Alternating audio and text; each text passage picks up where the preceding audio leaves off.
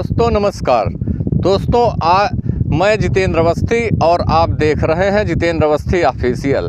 दोस्तों आज मैं कांग्रेस पर कुछ संक्षिप्त चर्चा करने वाला हूं। जी हां दोस्तों, क्या कांग्रेस ने दिल्ली चुनाव में आम आदमी पार्टी के हवाले कर दिया है? क्या आम आदमी पार्टी को वॉक ओवर दे दिया है? और यदि वॉक ओवर दे दिया है तो उसकी सार्वजनिक घोषणा ही कर देते, पर ऐसा नहीं किया है, जिससे कांग्रेस के कार्यकर्ता और छोटे नेता और चुनाव लड़ने वाले प्रत्याशी ऊहापोह की स्थिति में फंसे हुए हैं। वो जो कार्यकर्ता ज़मीन पर उतरकर और प्रत्याशी मेहनत कर रहे हैं, चुनाव लड़ रहे हैं, और बड़े नेता जब वॉक ओवर दे देंगे, अपने को गिरवी रख देंगे, तो उनके मनोबल पर क्या असर पड़ेगा। जी हाँ दोस्तों, यदि सैफ अली खान का चाकू का घाव 2 दिन में ठीक हो सकता है, तो राहुल गांधी जो कि तपस्वी कहे जाते हैं, एक टी शर्ट में ठंडी में घूमते हैं, ब्रह्मचर्य धारण करने वाले, उनको ठंड नहीं लगती है, तो 2 दिन में उनका गला ठीक नहीं हो गया और वो बीमारी का बहाना बना करके अज्ञातवास में चले गए हैं। और यदि वो बीमार हैं तो पार्टी में क्या दूसरे नेता नहीं हैं? प्रियंका गांधी कहाँ हैं? मल्लिकार्जुन खड़गे पार्टी के राष्ट्रीय अध्यक्ष कहाँ हैं? सचिन पायलट, अशोक गहलोत, भूपेश बघेल आदि बड़े नेता कहाँ हैं?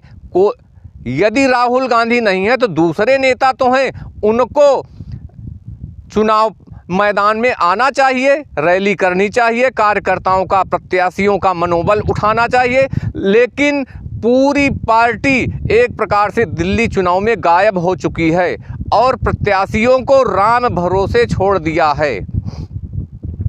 पप्पू यादव गली गली घूम रहे हैं प्रत्याशियों के लिए, लेकिन राहुल गांधी यदि बिहार जाते हैं तो पप्पू यादव को मिलने के लिए समय नहीं मिल पाता है। तो क्या आप समझते हैं बिहार में क्या होगा? बिहार में निराशा ही लगेगी। दोस्तों ऐसा लगता है कि कांग्रेस ने स्वयं को भाजपा पोषित इंडिया ब्लॉक के तथाकथित क्षेत्रीय पार्टियों के हवाले कर दिया है, अपने आप को गिरवी रख दिया है। ऐसा निर्णय कांग्रेस के लिए बहुत ही आत्मघाती साबित होगा। मैं बहुत ही छोटा पत्रकार हूं, आप लोगों को बहुत ही अजीब बात लग रही होगी कि बहुत बड़ी घोषणा करें, पर याद रखना मेरी बात, आत्मघाती साबित होगी।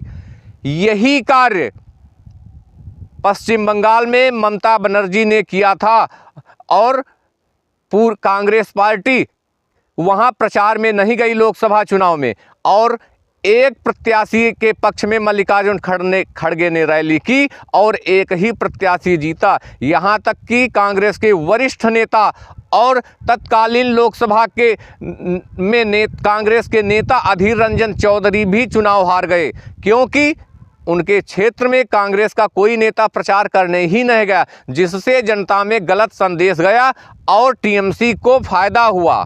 भाजपा को तो नुकसान हुआ, टीएमसी को फायदा हुआ, पर कांग्रेस को क्या मिला? वही स्थिति दिल्ली में होगी। और अब पश्चिम बंगाल के बाद दिल्ली को दोहराने के बाद इंडिया ब्लॉक के जितने भी घटक दल हैं, क्षेत्रीय पार्टियां हैं, अब कांग्रेस में और भी दबाव बढ़ाएंगी, प्रेशर पॉलिटिक्स और भी करेंगी।